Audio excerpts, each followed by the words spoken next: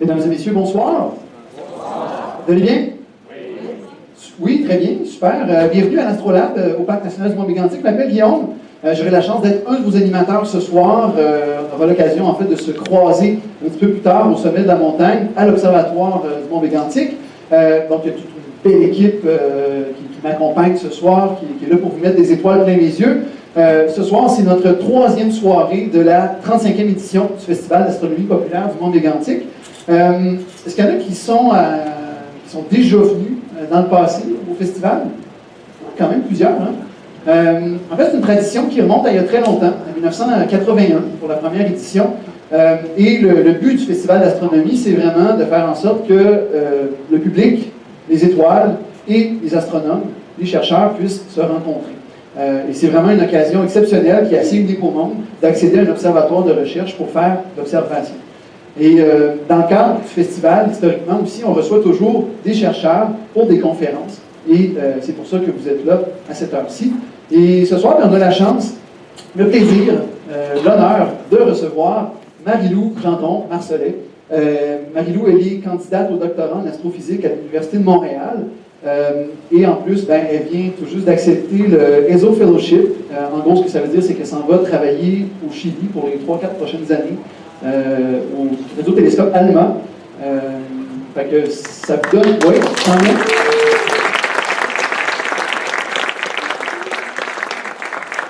Et on est très fiers parce qu'il faut aussi le mentionner, Marie-Lou, c'est une excellente amie à nous. Elle a travaillé ici pendant quelques années comme animatrice. Je pense que c'est ici qu'elle a tout appris. Tellement modeste. Tellement modeste, oui. Non, mais c'est un peu de plaisir, de fierté par procuration qu'on a. Alors, Marie-Lou va nous parler justement de ses travaux, de ses recherches au doctorat. Alors, je vous demande de l'accueillir chaleureusement.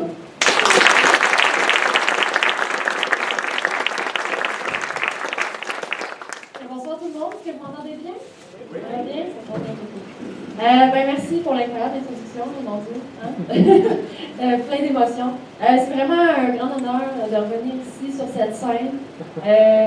Magnifique salle, n'est-ce pas? Magnifique écran. Dans le fond, c'est un peu ici que ma passion pour l'astronomie s'est comme concrétisée. J'aimais ça avant, mais passer des étés ici, ça finit par me rendre, je sais pas, complètement amoureux du ciel. J'espère que vous allez, je pense que ça va vous transformer ce soir. Je suis convaincue, rien de moins. Donc, c'est ça, je vais vous présenter les travaux que j'ai faits dans le l'Université de Montréal. Je suis en train de terminer ma thèse, ça fait bientôt 4 ans que je travaille là-dessus, que je fais de l'astrophysique en tant que chercheur. Puis, je vais vous parler de mon doctorat ce soir, bien le moins. Puis, mon doctorat, c'est sur les amas de galaxies. C'est là-dessus que je travaille. Je travaille en particulier sur un amas de galaxies qui s'appelle l'amas de Persée. Donc, ensemble, on va faire un voyage au cœur d'un amas de galaxies qui est l'amas de Persée. On va commencer par la base. On va commencer par c'est quoi une galaxie, parce que quand même, c'est ça, ça a l'air de concerner les galaxies. Donc, voici une illustration d'une galaxie. Donc, les galaxies, c'est simplement des rassemblements de centaines de milliards d'étoiles ensemble. C'est gigantesque. C'est pourquoi les étoiles se rejoignent ensemble, c'est à cause de la gravité. Donc, ça fait ces genres de structures-là. Ça, c'est notre galaxie à nous. Nous, on est situé juste ici à peu près. Est-ce que vous connaissez le nom de cette galaxie-là? La Voie lactée, ouais, c'est ça, c'est la Voie lactée, vous avez bien raison. C'est notre maison à nous. Et nous, on habite ici, dans cette galaxie-là. Évidemment, ça, c'est une illustration. On ne peut pas prendre une photo de notre propre galaxie parce qu'on vit à l'intérieur. Okay? Donc, c'est gigantesque. C'est 100 000 années-lumière de diamètre. Donc, ça veut dire que la lumière prend 100 000 ans à partir d'un bord à l'autre. Okay? Donc, on ne peut pas vraiment en sortir dans une photo que vous donnez. Ça prendrait beaucoup de temps. Mais de l'intérieur, on peut comme s'imaginer comment tout ça est structuré, puis on pense que la Voie lactée ressemble à ça, une belle galaxie spirale. Okay? Mais il y a plein de galaxies, on n'est pas, c'est pas la seule galaxie qui existe dans l'univers. Il y a des galaxies très différentes. Ça, c'est la galaxie du tourbillon. Magnifique galaxie, M51 aussi, c'est son autre nom. Elle est en interaction avec une petite galaxie. Donc, les galaxies, parfois, interagissent entre elles, ça les déforme, ça fait toutes sortes de choses vraiment intéressantes. Parfois aussi, vont ressembler à celle-ci. Donc, ça, c'est une galaxie elliptique qu'on appelle. Donc, une immense sphère d'étoiles. Okay? Donc, c'est juste qu'elle n'a pas la forme d'une spirale, mais ça va plutôt garder cette forme-là elliptique. Moi, j'étudie particulièrement les galaxies elliptiques. C'est souvent les plus grosses galaxies. Et dans le cas de tous, vous en voyez toutes sortes de très jolies ici, on a vraiment plein différents. Donc beaucoup de diversité dans les formes de galaxies. On pense que dans les galaxies, toutes les galaxies massives, on pense qu'au centre se trouve ce qu'on appelle un trou noir supermassif. Donc c'est un trou noir dont la masse est plus grande que 1 million de fois la masse de notre Soleil. Au-dessus d'1 million. Ça va jusqu'à quelques milliards de fois la masse du Soleil. C'est des monstres, vraiment. C'est les plus gros trous noirs de l'univers. Et puis, vous allez voir qu'ils ont un impact très important sur un paquet de choses. Donc, même s'ils sont cachés au centre des galaxies, ils semblent avoir un rôle très important sur l'évolution de la galaxie, comment tout ça se passe. Ils sont tout petits au centre, même si ça a l'air impressionnant comme ça, mais c'est minuscule comparé à la taille de la galaxie. Mais ils ont un rôle vraiment très important dans la galaxie. Mais moi, ce qui m'intéresse beaucoup, c'est comment les galaxies sont organisées entre elles. Hein? Est-ce que c'est tout uniforme? Comment ça se passe, tout ça? C'est quoi la structure à grande échelle de l'univers? Et pour vous montrer ça, je vais vous amener, je vais vous montrer une vidéo, c'est du télescope que j'ai sorti, un télescope de 2,5 mètres qui s'appelle le Sloan Digital Sky Survey, SDSS. Et dans le fond, ce télescope-là, depuis presque 20 ans, cartographie le ciel, observe les galaxies, mesure leur distance. Et donc, on a une espèce de catalogue de toutes les galaxies qui nous entourent, relativement proches, là, autour de nous. Et on est capable de reconstruire une visualisation tridimensionnelle en 3D de notre entourage, puis de se promener au travers de ça. Donc, tous les points que vous allez voir là-dessus, ça, c'est des vraies observations, c'est basé sur ce télescope-là. C'est pas juste, on pense que c'est comme ça, c'est pas juste une simulation, c'est des vraies observations. Donc, chaque point que vous voyez sur cette image-là est une galaxie. Donc, chaque point, c'est au moins 100 milliards d'étoiles. OK, donc on va les compter. Pas vraiment ça. Mais c'est magnifique cette vidéo-là, je ne m'attendais jamais d'observer parce qu'on voit des espèces de regroupements comme ça. Des fois, on est dans un endroit où il y a moins de galaxies, des fois, on est dans un endroit où il y en a plus. J'ai vraiment une tournée en ce moment. Je sais pas comment ça va, vous autres. C'est vraiment intense. Puis là, c'est ça, des fois, les endroits, il y en a moins. Donc, c'est pas uniforme. Les galaxies, on peut toutes séparer à distance. Ils ont tendance, des fois, encore une fois, à cause de la gravité, à se rejoindre ensemble par des petits groupes. Et les amas de galaxies, qui est mon sujet de recherche, ben moi, c'est l'étude des plus gros rassemblements d'amas de galaxies. Donc, on parle d'un millier de galaxies. Toutes rassemblées ensemble à cause de la gravité. Donc, c'est beaucoup de matière ensemble et ça fait des phénomènes assez intéressants. Qu'est-ce que ça a l'air pour nous? Est-ce qu'on est dans un groupe de galaxies? Est-ce qu'on est dans un amas de galaxies? En fait, on est dans un petit groupe de galaxies qui s'appelle le groupe Leclerc. Très original. Donc là, on n'est pas dans un immense rassemblement de galaxies. Donc on est ici la Voie lactée, désolé pour mais il y a la galaxie Andromède aussi. Ça me dit peut-être quelque chose, c'est notre galaxie voisine, c'est une grosse galaxie. C'est vraiment les deux plus grosses galaxies du groupe Leclerc. C'est comme quelques dizaines de petites galaxies sinon. Les nuages de Magellan, par exemple, donc ça, c'est notre entourage. Mais moi, ce que j'étudie, c'est, comme je disais, les amas de galaxies. Et un en particulier, l'amas de Persée. L'amas de Persée qui se trouve dans la constellation de Persée, ici. Je ne sais pas si tu peux laisser donc ça, ici, j'ai pris cette image-là de Stellarium, qui est un genre de petit logiciel de planétarium. Ça a été assis sur vos cellulaires, sur votre ordinateur. Sinon, vous devriez, c'est vraiment cool. C'est genre, on peut genre voir de quoi a l'air le ciel, peu importe où on est sur Terre, puis n'importe quelle date aussi, puis d'heure, tout ça, c'est super bien. Donc ça, c'est le ciel, ce soir, ça s'est bien dégagé, à minuit. Okay? Donc l'horizon est ici, puis on a cette constellation-là, qui est la constellation de Persée. Donc c'est pour ça que la constellation de Persée, c'est parce qu'elle est dans la constellation de Persée. Qui a l'air d'une espèce de Y par en bas, qui est un grand héros grec, là, vous pouvez l'imaginer aussi. Avec beaucoup d'imagination. Pour ceux qui connaissent moins le ciel, il y a la constellation de Cassiopée, le W, que vous le connaissez plus. Puis on voit ici la bande plus claire. Ça, c'est le plan de notre galaxie qui est une espèce de disque. Donc, c'est ça qu'on voit. Donc, ça, c'est mon amas de galaxie. Non, je me suis vraiment appris avec les amis. Comment c'est gros, cette affaire-là? Parce que je vous ai dit, c'est des milliers de galaxies ensemble. Puis pour vous donner une idée, c'est situé à 250 millions d'années-lumière. Okay? C'est 100 fois plus loin que notre galaxie Andromède, la galaxie voisine. 100 fois plus loin que ça, il y a l'amas de Persée. Ça a l'air vraiment loin, 250 millions d'années-lumière, mais dans mon domaine, Ça, c'est un amas voisin. C'est le voisinage. Okay? C'est vraiment proche parce que c'est un des amas de galaxies les plus proches de nous. Après ça, il faut aller plus loin. Donc, c'est un amas de galaxies très étudié parce que justement, vu qu'il est proche, comme ça, on voit beaucoup de détails de notre pas si c'était le même amas, mais un peu plus loin. OK, donc quelle taille ça a? Là-dedans, là, il y a 1000 galaxies. Fait quelle taille ça a dans le ciel? Ben, on va faire l'expérience ensemble. Puis en fait, vous allez vous imaginer qu'on va être dehors tantôt, là, on fait aussi l'expérience dehors. On va s'imaginer qu'on est ici, là, avec un beau ciel étoilé. Quel espace ça occupe dans le ciel? En fait, vous allez tous lever la main, comme tout le monde. Bon, merci. Là, vous allez fermer les doigts comme ça pour qu'il reste juste votre pouce. Là, vous allez regarder votre pouce, comme je marque. Puis, imaginez que dedans, vous êtes capable de cacher la main glacée avec votre pouce. Okay? Ça occupe ce petit espace-là dans le ciel. Vous êtes trop bon. Faites bien ça.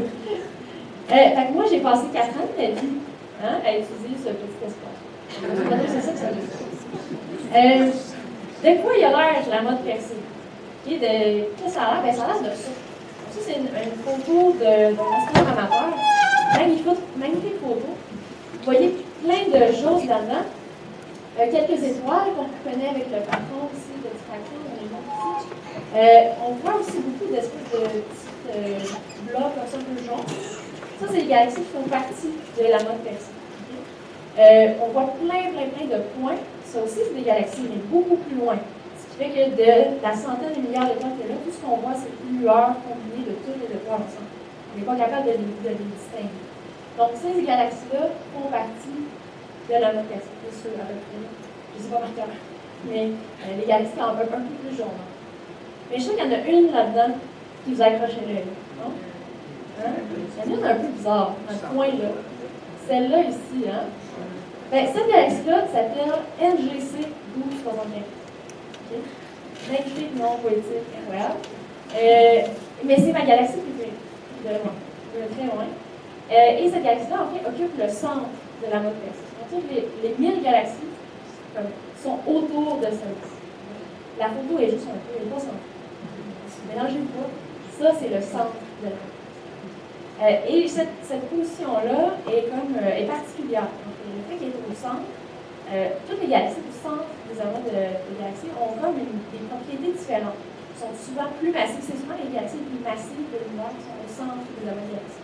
Parce qu'ils sont plus massives, ils se ramassent au centre. Et il y a plein de caractéristiques un peu spéciales. Et je vais vous parler, vous allez en savoir plein de choses maintenant, bientôt sur NGC 1275, mais avant, je vais vous parler du spectre électromagnétique. Donc, ce que vous avez vu l'image tantôt, ça c'est la lumière qu'on appelle visible. C'est la lumière que vos yeux voient, hein, c'est les couleurs de l'arc-en-ciel. Mais il n'existe pas juste cette lumière-là. En fait, il existe toutes sortes de lumières différentes. Mais c'est peut-être des noms qui vous sont familiers, mais vous savez peut-être pas que c'est de la lumière, mais les ondes radio, c'est la lumière aussi. C'est juste leur énergie qui est différente. Donc, on les classifie en fonction de leur énergie, tout simplement. Puis on leur donne des noms. Donc, la lumière infrarouge, c'est quelque chose, la lumière ultraviolet, les rayons X et les rayons gamma. Donc, les rayons gamma, c'est la lumière qui a le plus d'énergie. Donc, on peut considérer que la lumière, c'est comme une onde. Donc, l'onde la plus serrée, c'est la fréquence la plus élevée, c'est les rayons gamma. Et ce que moi, je trouve vraiment génial en astronomie, c'est que, au départ, on pouvait juste voir, avec nos yeux, on regardait littéralement de vraiment longtemps, à l'oculaire et tout ça. Donc, on ne pouvait pas voir tout le reste de l'univers qui émet beaucoup de lumière, mais qu'on ne pouvait pas recevoir. Mais depuis, je dirais, à peu près 50 ans, maintenant, on peut voir, avec des télescopes spéciaux, toutes les différentes lumières. Donc, on construit des télescopes qui sont précisément faits pour regarder un type de couleur particulier. C'est vraiment passionnant de voir comment les machines qu'on construit des télescopes sont vraiment différentes si on regarde la lumière radio de la lumière rayon gamma, par exemple. C'est vraiment des technologies complètement différentes. Il y a comme des défis technologiques très différents. J'aime vraiment ça. Parce que c'est des machines qui ont vraiment impressionnant. Ce soir, je vais vous parler de 3 télescopes que j'ai utilisés pour mon doctorat, donc le Very Large Array, le télescope Canada France-Hawaii et l'observatoire Chandler. Et donc, pour ce faire, on va faire un voyage aussi sur Terre pour aller visiter ces 3 observatoires-là. Donc, on va passer de l'archipel hawaïen pour le télescope Canada France-Hawaii. On va être dans l'espace, pour aller voir Chandler, et on va finir notre visite au Very Large Array au Nouveau-Mexique, en désert. commençons par Hawaï. Hein? On a-tu le goût d'aller à Hawaï? Hein? Des belles plages comme ça. C'est vraiment le paradis. Mais pour les astronomes, Hawaï, c'est pas ça. Hawaï, c'est ça. Ça, c'est pour ça que mon copain a pris il y a quelques années. Donc, quand on a eu la chance de visiter le Télescope Canada-France-Hawaï, donc Lison Malo, qui était aussi une animatrice ici il y a quelques années, qui a fait quelques années en tant qu'astronome au Télescope Canada-France-Hawaï, et maintenant astronome résidente à l'Observatoire de l'Université. Donc, pendant qu'elle était à Hawaï, on est allé la visiter parce qu'on voulait vraiment voir tout ça. Donc, on peut reconnaître les astronomes qui vont à Hawaï. C'est ceux qui mettent des tubes dans leur background. Pas juste les maillots de bain, les tubes ici. Bon, pourquoi ça n'a vraiment pas l'air de Hawaï typique? En fait, ici, on est au sommet du Mauna Kea, qui est la plus grosse montagne de toute l'archipel hawaïen. Donc, on est à 4200 mètres d'altitude. Pour vous donner une idée, le mégantique, c'est 1100 mètres d'altitude. Et le Mont Everest, c'est dans 1000 mètres. On est très haut. Donc, on a l'air heureux, mais on manque d'oxygène en ce moment. Il ne faut pas monter des marches vite. C'est spécial, comme effet, vraiment spécial. Mais je suis sûre vraiment d'y aller, c'est la vue est incroyable. On est au-dessus des nuages. Pourquoi on mettrait des observatoires aussi hauts? Pourquoi on se complique la vie comme ça? Puis, vous en voyez plusieurs, en fait, sur le Mauna Kea. C'est parce que c'est pas pour se rapprocher des étoiles. Ça fait pas une grosse différence. Ça permet d'ici, c'est vraiment rien pour examiner l'image. Mais on est tellement haut qu'il n'y a plus beaucoup, justement, en manque d'oxygène, il n'y a plus beaucoup d'atmosphère au-dessus de nos têtes. Et donc, ça c'est parfait pour les astronomes, pour voir les étoiles, parce que la lumière de l'étoile, elle est déformée par l'atmosphère. L'atmosphère, c'est comme notre ennemi, un peu. Parce qu'il y a plein de masses d'air qui bougent, puis ça va déformer ce qu'on veut voir. Nous, on ne peut pas voir des étoiles scintiller, on va voir des étoiles nettes, des points. Le scintillement des étoiles, c'est parce que c'est quand même, il y a beaucoup de masse d'air. Donc, en étant élevé comme ça, c'est qu'il y a significativement moins de perturbations. C'est pour ça qu'on est toujours. C'est un des avantages, là, il y a plein d'autres affaires quand on est au-dessus du nuage, des trucs comme ça. Voilà. Donc, le Télescope Canada-France-Hawaï, en fait, la photo que je montrais était prise de la passerelle Justitie. Donc, c'est ce télescope-là, c'est un peu comme le grand frère du Mont Mégantic, qui ont été construits presque en même temps. René Racine a participé vraiment beaucoup. Je ne sais pas c'est quoi son rôle exact, mais proche du record, comme ça, du Télescope Canada-France-Hawaï et du Mont Mégantic. Donc, c'est un peu comme des frères. Quelque chose comme ça. On va aller voir à l'intérieur, qu'est-ce que ça a l'air. C'est une machine vraiment impressionnante. Donc, c'est 3,6 mètres de diamètre, le miroir qu'il y a à l'intérieur. Mon Mégantic, c'est 1,6 mètres. Donc, c'est quand même gros. Mais c'est vraiment la même genre de monture, le même genre d'observatoire. C'est très, très semblable. Et je vais vous montrer comment ça fonctionne un peu un télescope. Un télescope, c'est juste une grosse entonnoir à lumière. Ça prend le plus de lumière possible, puis ça l'amène dans les instruments. Pour le télescope Canada-France-Hawaï, de temps en temps, on met les instruments au bout ici, ce qui fait que la lumière réfléchit sur le miroir, qui est légèrement courbé, donc je fais converger la lumière dans les instruments ici. Et parfois aussi, on va enlever ce truc noir au bout, puis on va mettre les instruments ici. Donc, on installe un autre miroir qui renvoie la lumière dans les instruments. C'est un petit truc particulier avec le télescope Canada-France-Hawaï. Donc, moi, la caméra, parce qu'on peut mettre différentes caméras au bout du télescope, la caméra que j'ai utilisée, moi, s'appelle Citel. C'est une caméra qui est assez récente. Elle a été installée en 2015. Et puis, caméra comme un peu québécoise. Ben, comment québécoise? Parce qu'elle a été conçue et construite en majeure partie à Québec. L'investigateur principal, le directeur de Citel, c'est Laurent Dessen, qui est à l'Université Laval. C'est vraiment, on va visiter Laurent Martin, qui est à l'Université Laval aussi.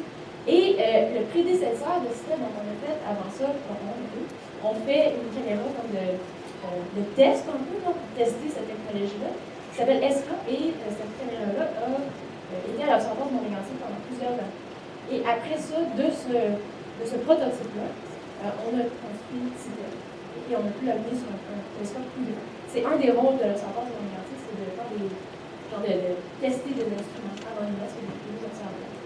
On peut faire aussi de l'excellente science avec ces instruments-là.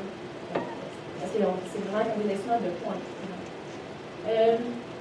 Donc voilà, Citel qui est nommé en honneur d'un petit oiseau vraiment mignon. Ça veut dire quelque chose qui ressemble à une mésange. J'aime ça que ça s'appelle Citel. OK, qu'est-ce qu'on a regardé avec Citel? Notre galaxie préférée, la galaxie 1275. Ici, j'ai mis une image comme zoomée sur cette galaxie-là. où on voit des filaments qui partent dans toutes les directions, immenses, plus grands que la galaxie qui est à peu près grosse comme ça, plus grands dans toutes les directions. Ces filaments-là, c'est un mystère. En fait, il y a beaucoup de galaxies qui se trouvent au centre de notre galaxie, comme GC 75, qui ont des filaments comme ça qui partent dans toutes les directions. Ça, c'est l'exemple le plus spectaculaire, encore une fois, parce que 250 millions d'années-lumière, c'est pas si loin que ça. On a beaucoup de détails dedans, énormément. Donc, et c'est ça, c'est un mystère. Il y a plusieurs, je vais pas entrer dans les détails, il y a plusieurs théories qui essaient d'expliquer pourquoi il y a des filaments comme ça, puis tout le monde s'obstine, personne ne s'en fait. C'est le gros débat. Donc, on ne sait pas trop ce que ça fait. Donc, on a pris Stell pour observer NGC 1275, les filaments de NGC 1275. L'affaire, c'est que la lumière qui est émise par ces filaments-là, c'est pas la lumière, ça ne couvre pas toute la couleur de l'arc-en-ciel.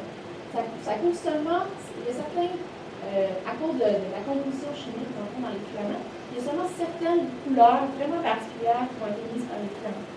Okay?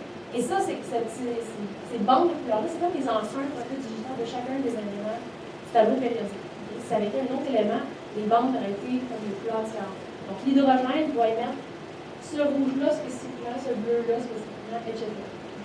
Donc c'est comme ça qu'on est capable de savoir, même si on n'a pas besoin de se rendre à une galaxie pour savoir de quoi elle est faite, on observe seulement.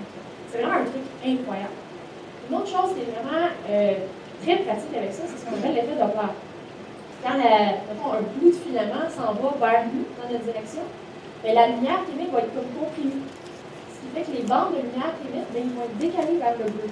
Ça va être la même distance entre les deux éléments, mais ils sont juste décalés vers le bleu. Et inversement, si ce bout de gaz-là s'en va s'éloigne de nous, bien, l'onde est comme étirée, puis toutes les bandes de couleur sont décalées vers le bleu. Donc ça, c'est ce qu'on appelle l'effet Doppler. Donc on est capable, en observant les bandes de lumière, de savoir, il devrait être là, mais il est un petit peu décalé dans telle direction. Fait qu'on sait dans quelle direction il va, et aussi à quelle vitesse il va. Plus l'objet s'éloigne de nous à une grande vitesse, plus la bande va être décalée. Okay? Ça fonctionne.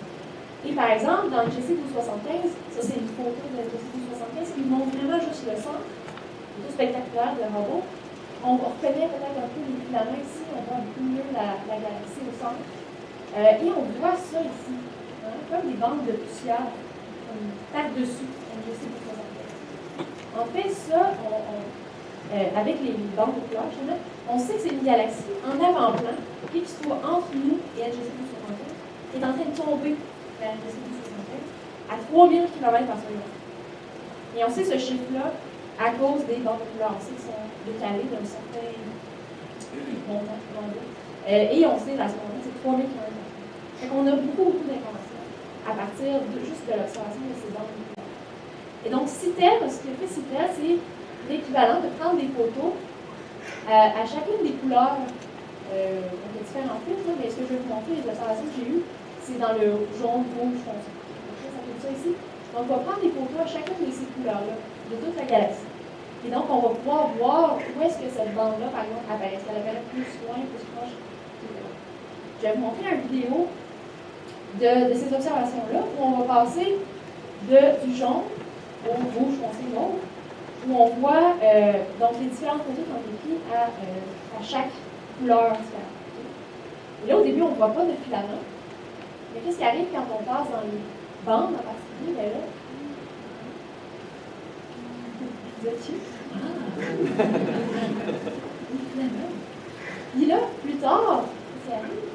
La galaxie en avant-plan. Donc, ces bandes, elles, sont plus décalées vers le rouge, parce qu'elle est en train de tomber vraiment rapidement. Je ne sais pas si vous avez remarqué aussi, mais c'est pas tous les filaments qui apparaissent. Il y a comme certaines parties de filaments qui apparaissent à certains moments. Ce qui fait que c'est pas tous les filaments qui vont à la même vitesse. Il y en a qui vont à la. Donc, on peut reconstruire à partir de ça ce qu'on appelle une carte de vitesse. Et ça ici. Bon, ça c'est, j'ai encore, mais j'ai coloré les filaments avec un code de couleur qui fait que tout ce qui est en bleu va vers vous, tout ce qui est en rouge s'éloigne vers vous, de vous. Okay? Donc, on a une carte de toute la dynamique des filaments. Et ça, c'est la première fois qu'on a une carte au complet. C'était un très grand champ de vue pour toute la Terre. C'est immense, en fait. Je ne sais pas si c'est le nom de la chose, comme je l'ai dit.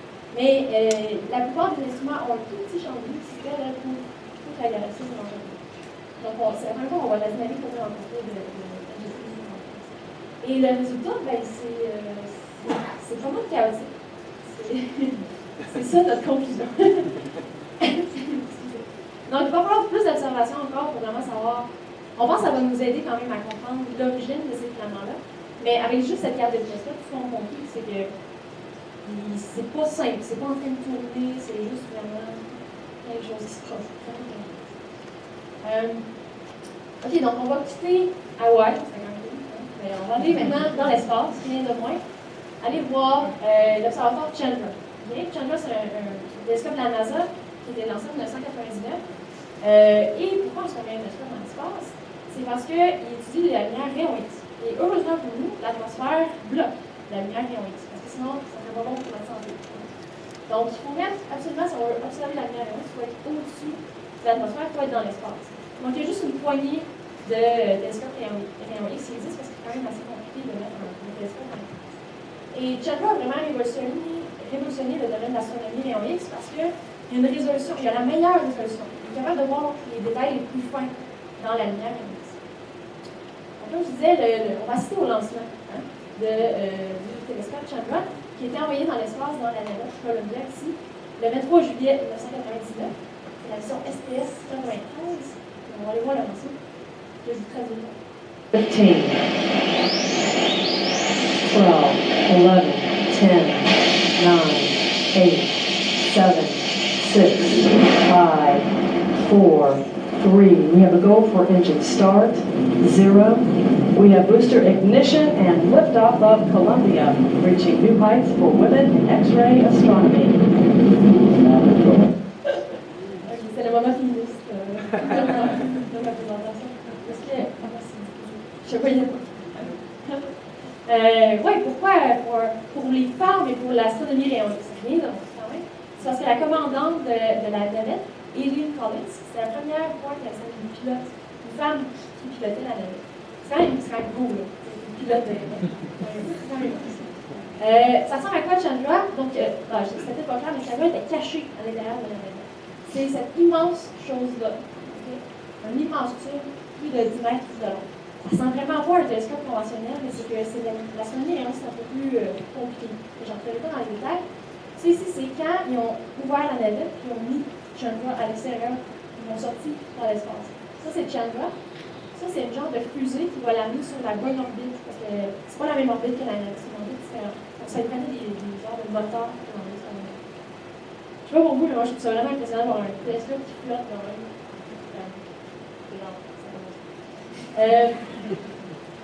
C'est juste moi. OK. Donc, qu'est-ce qui émet de la lumière rayon X dans un amas de galaxies? En fait, je vais vous montrer ce que Chandra voit quand il regarde l'amas percé, que vous connaissez, les filaments sont là, donc ça, c'est centré sur l'amas percé. C'est toute la lumière en bleu, que j'ai colorée en bleu, parce que la lumière rayon X, ça n'a pas de couleur. J'ai décidé que c'était bleu. Ça ressemble à ça. C'est un des plus beaux objets qu'on peut voir en rayon X. Une des plus belles images que Chandra a fait. Il l'a regardé pendant des jours. Vraiment, il y a beaucoup d'observations qui existent de cet amas-là. Et on voit vraiment plein de structures. Si on enlève les galaxies et on garde seulement la lumière rayon X comme ça, hypnotisant un peu. Il y a comme une espèce de spirale qui tourne rapidement. C'est un peu spécial cette espèce de structure-là. Et on pense que c'est du fait de l'interaction entre la mode Percy et des galaxies qui sont en train de tomber dans la mode de Percy. J'ai oublié d'expliquer pourquoi ça fait de la lumière rayon X, tout ça. C'est qu'entre les galaxies, parce que ici, il n'y a pas de galaxie, puis pourtant c'est bleu. Qu'est-ce qui émet de la lumière comme ça? C'est qu'entre les galaxies, il y a un gaz diffus qui se trouve là, qui est très chaud, des dizaines de millions de degrés Celsius. C'est tellement chaud qu'il émet de la lumière rayon X. Donc quand on regarde une amas de galaxies, on voit vraiment comme pas juste un point, on voit vraiment des émissions diffuses dans ce type de couleur. Et non seulement on voit une émission diffuse, mais il y a vraiment plein de structures là-dedans. Donc il y a cette spirale-là. Et on pense que quand il y a des galaxies qui tombent, ça va comme perturber le gaz qui est normalement au centre. Je vais vous montrer une simulation de ça d'un de mes collègues. Donc ici, il a décidé de mettre ça en haut. C'est un choix. Donc vous allez voir que quand il y a une perturbation de ce gaz-là qui est bien tranquille au centre, regardez bien ce qui va passer, ça fait une spirale. exactement comme ce qu'on observe. Donc ça, c'est une simulation par ordinateur. Donc on voit ici les années qui passent, beaucoup d'années. Et voici les observations. Donc la ressemblance est assez frappante. On pense vraiment que ça, c'est dû au mouvement du gaz. Nous, dans notre domaine, on aime bien le comparer à... C'est vraiment un truc, c'est comme le mouvement de ballonnement, c'est un peu comme quand vous lancez un verre d'eau. C'est la même chose. Voyons. Donc, si on zoome au centre et on oublie l'histoire de la spirale, il y a quand même beaucoup d'activités qui se passent au centre, près de la galaxie G675. Entre autres, comme des espèces de trous que vous voyez, un peu mystérieux. Et ça, je vais vous expliquer, en fait, c'est très important. C'est comme des endroits où il n'y a pas d'émission rayonnante.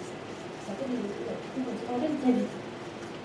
En fait, tout ça est relié à un problème vraiment important quand on a commencé à voir la lumière rayonnante qui était émise par les organes de galaxies. On s'est rendu compte qu'il y avait un gros problème, parce que ça, c'est très énergétique, la lumière rayonnante. Les particules qui émettent ça devraient se refroidir rapidement, tomber vers le centre et former plein d'étoiles. Donc, la galaxie du centre, G675, devrait former énormément d'étoiles, alors que c'est pas ça qu'on observe. Donc, il y a quelque chose qui empêche le gaz de tomber dans le centre, quelque chose qui le réchauffe, qui le garde toujours froid, qui lui permet toujours d'émettre de la lumière rayonnante. Et en fait, ça, c'est la radioastronomie qui va nous permettre de comprendre ça. Donc, on va aller voir notre dernière destination ensemble. On va aller dans le désert au Nouveau-Mexique, voir le Very Large Array, qui est en vedette dans ce magnifique film. Qui l'a vu ici? Oui, les autres. C'est bon. C'est pas mon film. Mais en vedette le Julie Foster et le Very Large Array. Super beau télescope. Donc, moi, j'ai beaucoup utilisé ce télescope-là durant mon doctorat. La plupart du temps, je l'ai à analyser les données de ce télescope-là. Mais malheureusement, je ne fais pas ça comme Julie. Je n'écoute pas. Ça ne marche pas comme ça la radioastronomie. Mais bon, Judy, elle fait ce qu'elle veut. Excusez-moi. Mais c'est bizarre, ça peut l'air d'un télescope vraiment, c'est comme des grosses antennes radio. Donc ça étudie la lumière radio, mais ça fonctionne de la même façon que le mont médiatique, par exemple. C'est vraiment le même genre de mécanique. Donc on a 27, le Very Large Array, c'est 27 antennes, chacune font 25 mètres de diamètre. C'est très impressionnant, vous voyez, j'ai une marche ici, c'est très très grand. Si vous êtes dans le coin, vous Mexique, vous allez visiter ça. Et ça fonctionne comme je disais de la même façon. Donc la lumière réfléchit sur un grand miroir qui est courbé et rebondit sur un autre petit miroir qui est courbé dans l'autre sens. Puis ça va dans l'espèce de pièce ici dans lequel il y a des caméras. Donc ça fonctionne vraiment de la même façon. Là, j'ai dit qu'il y en avait 27, mais on ne prend pas 27 images différentes. Ce n'est pas 27 télescopes différents, en fait, c'est un grand télescope. On utilise ce qu'on appelle l'interférométrie pour combiner le signal les signaux de ces 27 antennes-là pour faire une seule image. Donc, on les pointe tous ensemble vers la même direction, donc on prend une photo avec. En fait, le gros de l'analyse de ces observations-là, c'est de combiner toutes les observations ensemble. Pourquoi on fait ça? C'est que, en fait, les télescopes, c'est une vue aérienne, donc on voit les 27 antennes. Puis, il y a des rails qui sont ici. Donc, de temps en temps, tous les 5-6 mois, on les met sur des rails, puis on les change de place. On les rapproche, on les éloigne. Ça prend une dizaine de minutes comme ça. Et à la distance la plus éloignée, la distance entre les antennes qui sont les plus éloignées, c'est 36 km. Très, très grand. Et quand on fait ça, on a l'équivalent, quand on combine la lumière de 27 télescopes qui sont à 36 km de distance les plus éloignés, mais c'est l'équivalent que si on avait construit un immense télescope qui fait 36 km de distance, une antenne. C'est l'équivalent en termes de résolution. On est capable de voir autant de détails.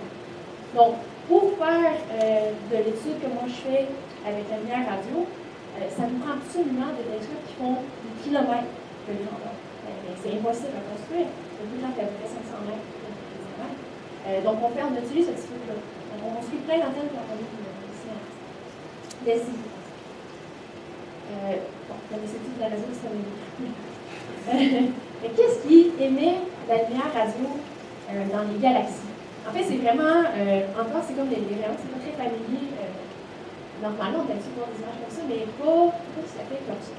Donc, quand on regarde une galaxie, certaines galaxies, avec la lumière radio, on voit ce genre de choses. Donc, la galaxie est à peu près grosse comme ça. Il y a des immenses jets qui sont produits. Okay? Ici, j'ai décidé, encore une fois, de mettre la lumière radio, qui n'a pas de couleur, en haut. C'est juste un jeu.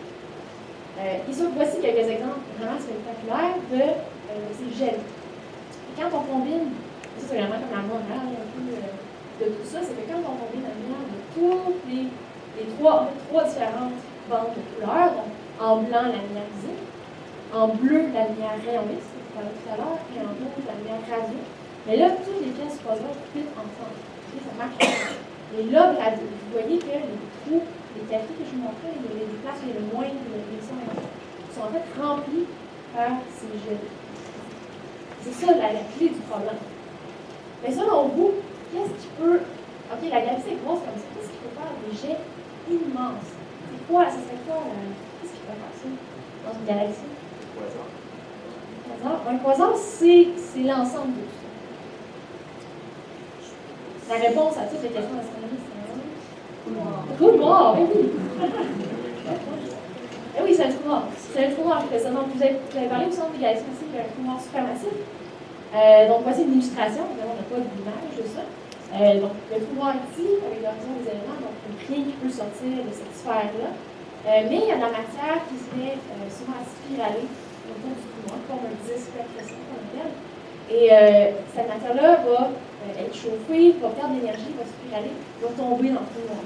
C'est pour ça qu'on se ramasse avec des trous noirs qui font des millions de fois la masse du Soleil. Ça passe de l'électron de matière. Mais, dans certains cas, il y a une partie de la matière qui, au lieu de tomber dans le trou noir juste avant, va être éjectée et va faire ces jets. On dit des jets parce que relativistes. C'est un peu compliqué pour dire que c'est parce qu'ils sont très proches de la vitesse de la lumière. Donc, c'est. Là, je n'ai pas dit que la matière sortait du trou noir. Ça, c'est possible. Mais juste avant, à la place de tomber dedans, elle est parfois pour accélérer les fonds de ces jets. Et c'est ça qu'on voit, les espèces de jets que vous voyez.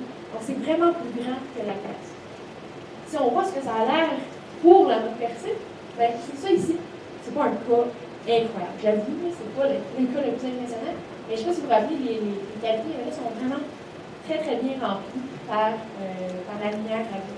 On voit, j'ai dessiné en rond ici sur l'image. Donc avec les observations du Very Large Array, on voit que en fait, ces trous-là sont remplis par l'émission des jets. Et qu'est-ce qui se passe, c'est que les jets littéralement poussent sur le gaz qui est en fait. C'est le gaz qui se passe entre les galaxies, ils poussent dessus. Et c'est ça qui fait les trous. Et ces trous-là, en fait, se comportent exactement comme des bulles d'air qui vont monter vers la surface. Et là, il va y avoir une nouvelle génération de qualité qui va se faire. C'est comme un processus continu. Ce qui fait que quand on regarde la voiture, mais celles-là sont en train de se faire, mais il y en a deux ici. Moi, je sais que vous les voyez, qui sont plus vieilles, qui sont en train de monter vers la surface. Vraiment la même physique que ça, mais pas un plus gros, c'est un peu plus gros. Et donc, ce processus-là, c'est ça qui empêche tout le gaz de refroidir, de tomber au centre, de tomber des étoiles, ce qu'on n'observe pas. Il est réchauffé mécaniquement par ce processus. C'est ce qu'on pense, mais ça fonctionne vraiment bien en observant les radars. On voit que c'est vraiment ça, ce processus mécanique. Quand on calcule l'énergie, le but, ça compte. C'est l'énergie que ça compte. C'est bon, c'est fait par le pouvoir quantique au centre de l'espace. Mais moi, ce que j'ai fait, c'est que j'ai regardé la lumière radio, mais à très basse énergie dans la mode percée avec le Very Large Array. Et là, il y a tout ça qui est apparu. Un immense halo diffus d'émissions radio au centre de la mode percée. On en connaît une trentaine à peu près de cas comme ça dans notre galaxie avec ces halos-là, comme ça.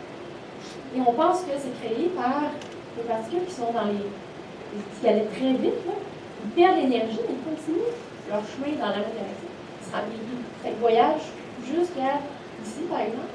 Mais je ne sais pas si vous vous rappelez l'histoire de la spirale, le tourbillon. Il y a beaucoup d'activités dans un galaxie. Il y a beaucoup de choses qui bougent. Et on pense que ce mouvement-là donne de l'énergie aux particules, même s'ils sont rendus très loin de leur lieu d'origine, où ils ont accéléré, ils ont perdu une énergie jusqu'ici. Mais ce mouvement-là leur donne un petit peu d'énergie pour réémettre la lumière encore. C'est ça qui fait ce halo. Donc, c'est en combinant vraiment toutes les couleurs ensemble, la lumière radio, visible et rayons, qu'on a un portrait global de ce qui se passe dans la galaxie. Donc, si on avait juste la lumière, si on avait juste la regarder de nos yeux, juste en visible, ben, on n'aurait aucune idée de tout ce qui se passe à l'intérieur de ça. Donc, on a compris mieux la dynamique des filaments, on sait ce qui se passe avec les gens, ce mouvement-là. Et avec la lumière radio, on sait que c'est pas aussi la source du réchauffement du gaz. Et là, je vous rappelle aussi que les trous noirs sont assez puissants et des milliards de fois en taille, c'est des milliards de fois plus petit que la galaxie haute, et pourtant, il y a un impact vraiment majeur sur les amas de galaxies qui sont plus sur des milliers de galaxies. Donc, c'est mémorable, l'histoire. Mais voilà, donc c'est un peu bien ce qu'on a. On fait conclure là-dessus. Merci.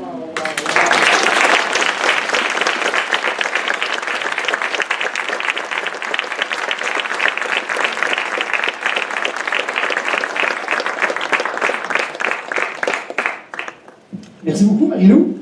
Fascinant. Dans le fond, je pense qu'on retient tous qu'il faut aller à Hawaï, qu'il faut aller au Vela, qu'il faut écouter Montagne. Oui. Ah, j'ai donné plein de conseils. Oui, c'est ça. Marie-Lou, coach de vie, tu es astrophysicien. Il nous reste encore quelques minutes avant la prochaine présentation qui aura lieu pour les groupes A et B. Alors, si vous avez des questions, c'est le moment. Vous faites un signe de la main.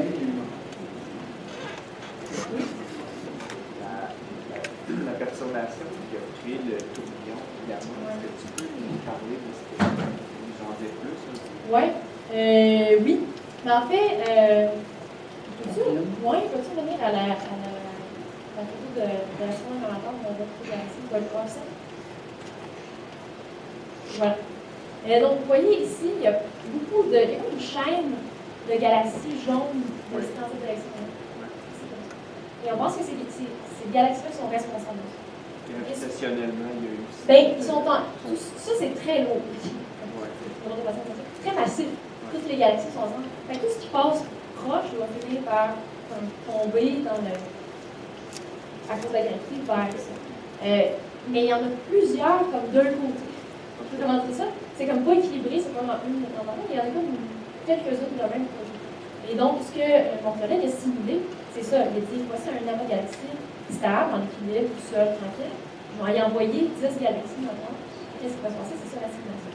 Puis quand on fait la simulation, on voit c'est vraiment pareil de ce qu'on voit dans le temps. C'est pour ça qu'on dit que c'est vraiment ça. C'est pas le seul cas dans beaucoup d'amas de galaxies, on voit la spirale. La galaxie, c'est vraiment spectaculaire.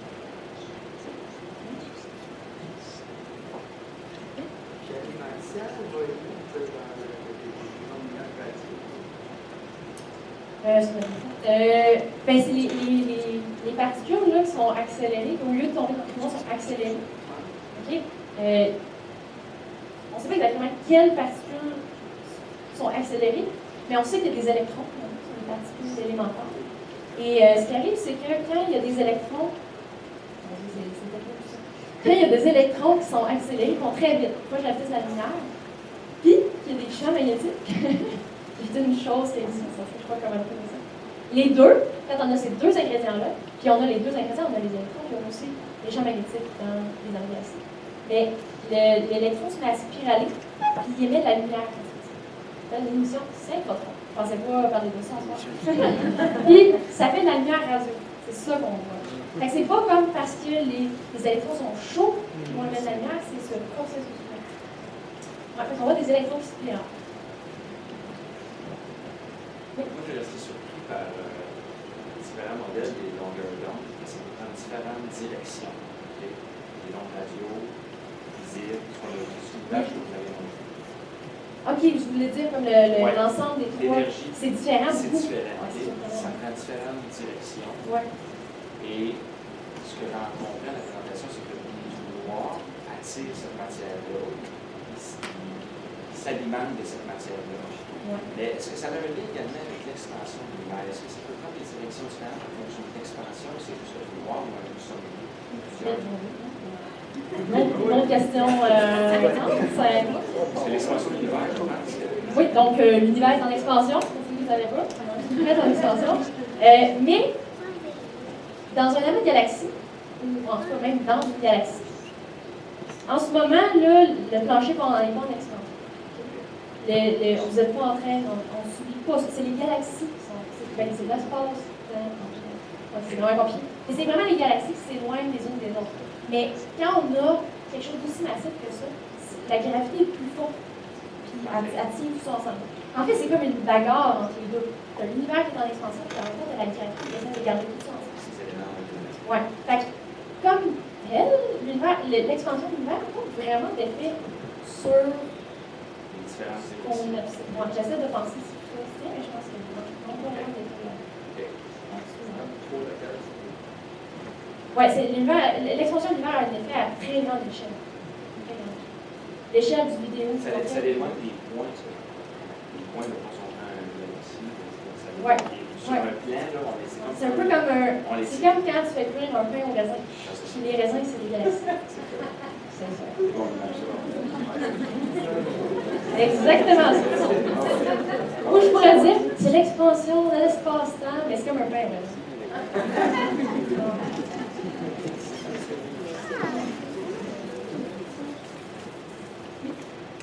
Moi, je suis intéressé par les dimensions que ça vaut, tout ça. Là. Au début, tu me parlais que le pouce, ça représentait la botte de Percé. Hein? Ouais. Mais juste la dernière image où on montre les 3 types d'observation dans le visible, ça représente quoi? L'épaisseur de l'onde? Ah, c'est un petit peu plus petit que votre pouce. Ouais. C'est un peu plus petit. Ouais. Mais pas beaucoup, pas énormément plus petit. Mais c'est une mesure exacte. C'est une partie de mais la botte mât, percée. tu veux dire, comme au complet, la mât percée au complet, c'est un peu plus petit que votre pouce. Okay. Mais la mode, ça c'est juste le centre. Donc, Oui. la mât est peut-être, pas tant que ça, peut-être 2-3 fois plus loin que la photo que vous voyez ici. À peu près. C'est pas minuscule, mais c'est un peu plus petit. C'est sujet de Ouais. Oui. S'il n'y avait pas de galaxie elliptique autour du centre de l'univers, est-ce qu'on peut imaginer que c'est plutôt spiralé? Ah, si la galaxie serait spirale. Une spirale au lieu de déformée. Non, elle ne serait pas une galaxie spirale. Non, c'est que. Non. Parce que c'est vraiment compliqué aussi. Mais c'est que la galaxie qui est au centre a eu beaucoup d'interactions. On pense. C'est beaucoup de galaxies ensemble qui se sont toutes fusionnées ensemble pour faire un galaxie de 75. Et quand on fusionne des galaxies comme ça, on n'obtient plus pas des galaxies spirales. Ça fait une galaxie elliptique. Donc pour cette raison-là, même s'il n'y avait pas 10 galaxies qui sont en train de tomber dans la mode classique, on voit plein de galaxies qui sont toutes tranquilles, qui n'ont pas vraiment d'interaction. Et leurs galaxies sont quand même des galaxies elliptiques.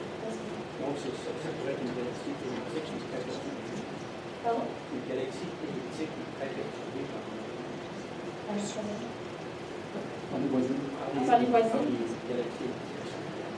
Oui. C'est loin d'une galaxie. Mais, je sais pas si vous avez vu, il y a comme un bout de spirale. Je sais pas si on peut mettre la image en bas dans le milieu.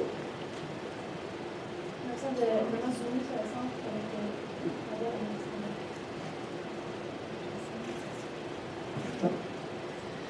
il y a quoi, il y a comme des bras spiraux ici.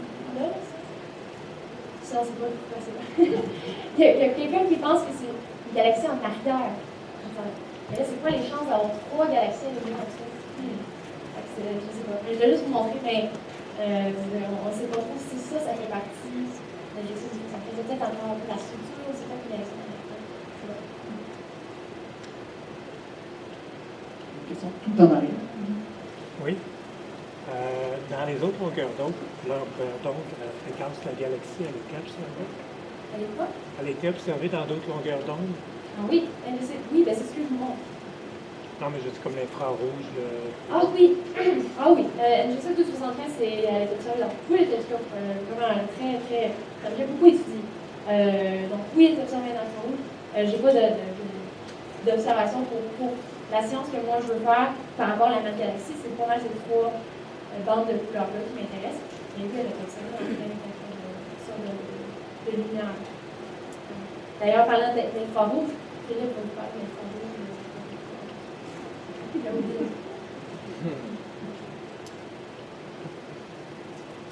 Justement, ces petits traits-là qui sont mystérieux, vous n'avez pas essayé de faire des calculs d'effet de l'air? C'est petit, c'est très petit. Ouais, c'est petit, c'est vraiment compliqué. Parce que, il y a une raison pour laquelle on ne sait pas trop c'est quoi, c'est parce que c'est vraiment complexe. Parce que cette galaxie en avant-plan qui est mélangée à cette galaxie. C'est très difficile de tout. C'est comme plein de composants, tout superposés. Plein de bandes de couleurs, tout superposées. C'est vraiment difficile de savoir est-ce que cette bande de couleurs-là, qui est à telle vitesse, fait partie d'une galaxie en arrière-plan ou en avant-plan. C'est vraiment difficile de tout séparer ça. Pour l'instant, l'analyse que j'ai faite avec les observations de CITEL, je me suis préoccupée dès que j'ai pas tenté encore de comprendre ce qui se passe au milieu. Mais c'est hein? C'est ça. On va passer dans les lumières de ça. Je dirais ça. Une toute petite main derrière aussi, on va venir à monsieur après.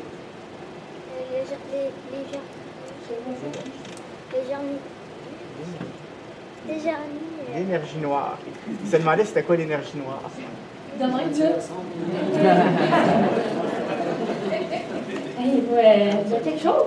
C'est tout un public bien. En forme. OK. C'est quoi l'énergie sombre ou la matière sombre? Non, l'énergie sombre? Les deux, je pense. Il reste dans 2 minutes. OK. Bien, on parlait de l'expansion de l'univers. Il y a quelque chose, une forme d'énergie. Ça prend quelque chose pour faire que l'univers est en expansion accélérée. Ça prend absolument une énergie. Puis on ne sait pas c'est quoi, fait qu'on appelle ça l'énergie sombre. C'est ça. Mais on mesure ça. On voit que l'univers est en expansion accélérée. Puis les lois de la physique nous obligent à dire que, ben, ça veut dire qu'il y a énormément d'énergie dans l'univers qui est sous forme d'énergie. Et la matière sombre, c'est un autre affaire. C'est.